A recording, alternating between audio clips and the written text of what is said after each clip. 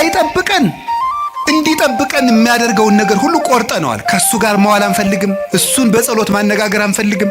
ሕጉን መፈጸም አንፈልግም። በቤቱ መኖር አንፈልግም። መታረቅ አንፈልግም። መስማማት አንፈልግም። በምን መልኩ ይጠብቃል? ዲያብሎስ ራሱ ክፉ ነገርን ያመጣና እግዚአብሔር ቸር ከሆነ ክፉ ነገር ለምን አመጣብህ ብሎ ደግሞ ይጠይቀናል። ለዚህ መልስ ያጣች ነፍስ በእግዚአብሔር ተስፋ ቆርጣ ትቆበልላለች።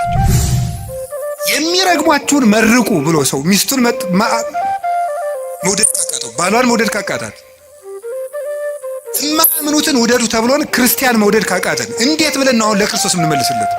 ሰውን ለማዳን ወርቅ እፈልጋለሁ ቢል ኖሮ ወርቅ ስንት ሰው ይኖረዋል? እግዚአብሔር ግን ሰውን ለማዳን እስከ ውሃ ዝቅ ያለ አምላክ። አትበሉ እድሜ ለንስሐ ስጠኝ ነው የሚባለው። ወይ ጉድ! እንደዚህ ማለት ጌታ ሆይ ግደለኝ ማለት እኮ እንዲሁ ጸድቅ ያለው ማለት ነው። አስተካክለኝ፣ ጊዜ ስጠኝ፣ ቆየኝ እስካፈራ፣ አትቁረጠኝ ነው የሚባለው።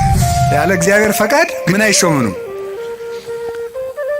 እና እንግዲህ ሁሉም ባለስልጣን እግዚአብሔር እየፈለገ ነው የሾመው ነው? አዎ አይደለም? ሁሉም ባለስልጣን ማለት ነው። እንደው የዛሬዎችን መገምገም ከፈራችሁ የድሮዎችን ገምግሙ፣ ችግር የለም። እውነቴን እኮ ነው ማለት ነው።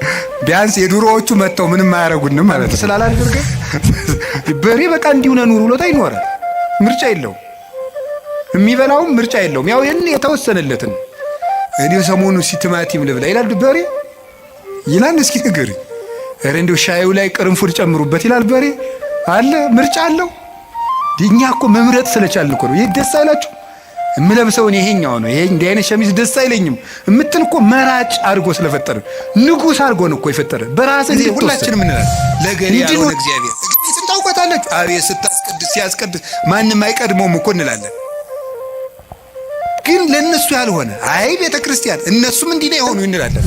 መጽሐፍ ቅዱስ ተጣልቶ አያውቅም። መጽሐፍ ቅዱስ የተጣላ መስሎ የሚታየን እኛ ከመጽሐፍ ቅዱስ ጋር ስለተጣላን ነው ይላል። በገጠር ያሉት ያዝናሉ፣ የከተማው ሰው እንጃ ያላውቅም ከተማ ስለማ